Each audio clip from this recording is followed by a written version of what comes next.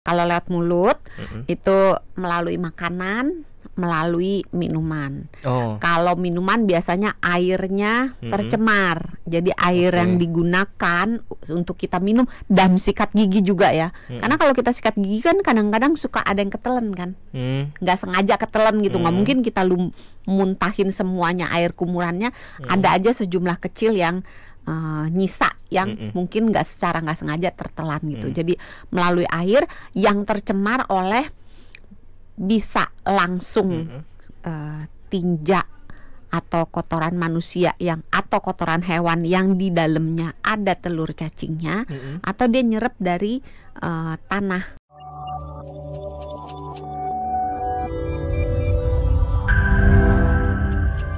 Cacingan ditampilkan, cacingnya banyak banget. Terus juga ada yang menampilkan, saya pernah nonton video ada obat cacingan yang ternyata setelah dites di apa gitu cacingnya keluar. Jadi malah menimbulkan ketakutan jadinya Iya. ya dok ya.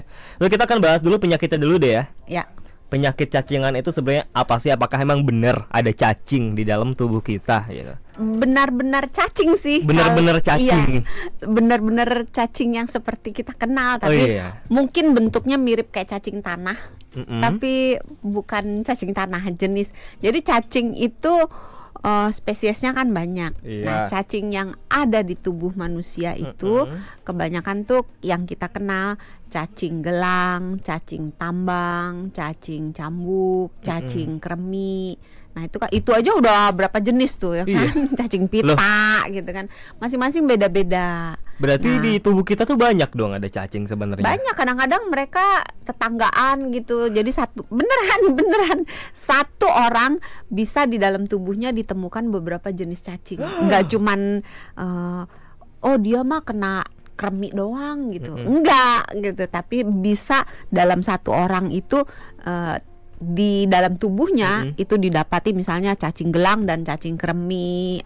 Jadi mereka hidup rukun sih di saluran pencernaan kita. Tunggu, walaupun kita sehat, tetap ada cacing di dalam tubuh kita. Iya, makanya ini slogan saya yang selain sehat itu mudah, sehat itu murah itu adalah Iya. merasa sehat, Heeh. terlihat sehat, Heeh. belum tentu sehat. Loh, berarti kalau ada cacing tuh otomatis nggak sehat atau gimana artinya? Ada gangguan kesehatan. Oh gitu. Iya. Jadi kalau ada terdeteksi cacing di tubuh kita artinya ada Gangguan gangguan kesehatan. kesehatan. Hanya tergantung jumlah cacingnya. Oh, tapi semua orang itu punya cacing nggak? Termasuk Nggak. yang nggak ada gangguan kesehatan? Oh nggak. Nggak selalu. Oh nggak selalu. Artinya Nggak orang selalu. yang benar-benar sehat itu bisa jadi nggak ada Nggak ada cacing di cacingnya, tubuh mereka. atau ada Oh, cacing gitu. mungkin seekor, 2 ekor gitu kan. Terus karena sistem imunitas tubuhnya baik, Heeh. maka si cacing atau si larva cacing atau si telur cacing yang ikut tertelan Iya. itu bisa ditangani, bisa ditanggulangi oleh sistem kekebalan tubuh kita. Saya masih penasaran deh dok.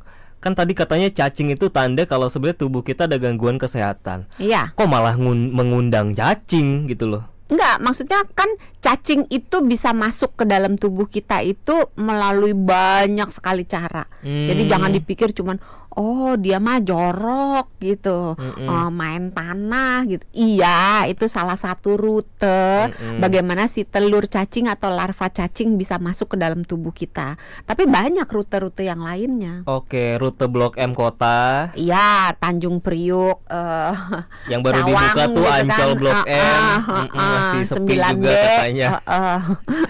Jadi beda-beda Oh, gitu. jadi karena cacing itu sebenarnya bisa masuk lewat mana aja. Kalau emang bisa masuk berarti dia tandanya punya gangguan kesehatan. Nggak gitu lewat mana intinya. aja sih, ada beberapa jalur. Misalnya kalau lewat mulut itu melalui makanan, melalui minuman. Oh. Kalau minuman biasanya airnya tercemar. Jadi air Oke. yang digunakan untuk kita minum dan sikat gigi juga ya. Karena kalau kita sikat gigi kan kadang-kadang suka ada yang ketelen kan.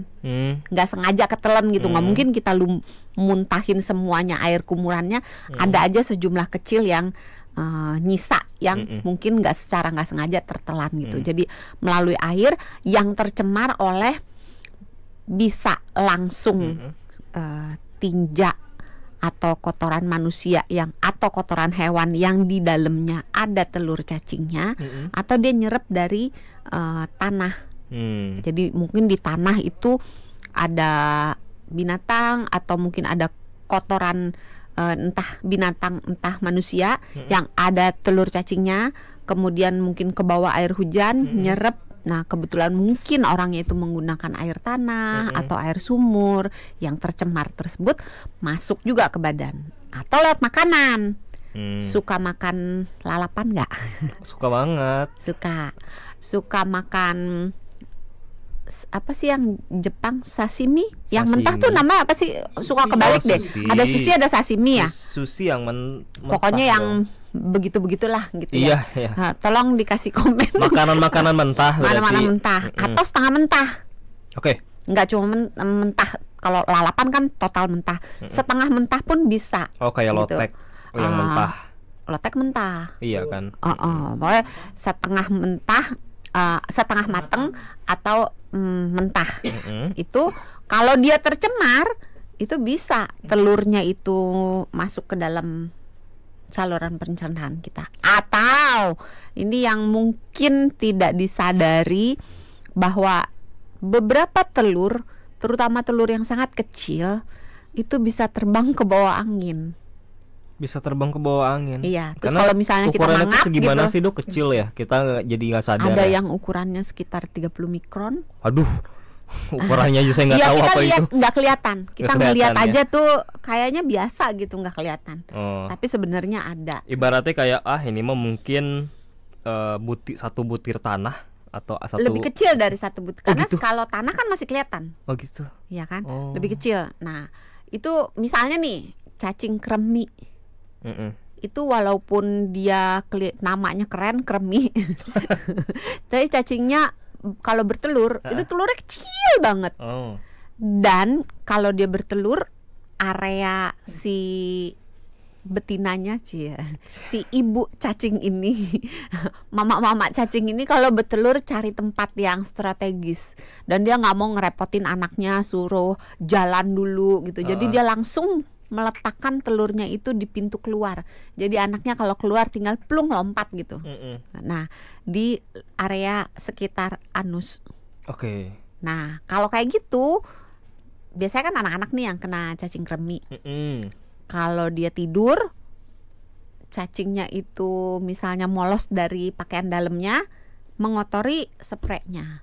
Nah misalnya mamahnya nanti ganti spray gitu kan dikibas tuh, ditarik gitu, itu serpihan si telur cacingnya itu bisa ke bawah angin masuk ke dalam mulut si ibu, atau kehirup lewat hidung, terus dari hidung dia bisa ketelan. Artinya masuknya cacing ke dalam tubuh kita sebenarnya nggak bisa kita hindarin dong ya, karena jumlahnya kan kecil banget dan kita juga mana tahu di situ ada telur cacing. Iya kan. Cuman artinya ketika tubuh kita nggak ada gangguan kesehatan, cacing itu nggak akan menjadi masalah. Kalau jumlahnya sedikit dengan sistem imun yang bagus, si telur cacing itu digempur sama sistem imun kita. Jadinya nggak akan berbuah, nggak akan melahirkan cacing.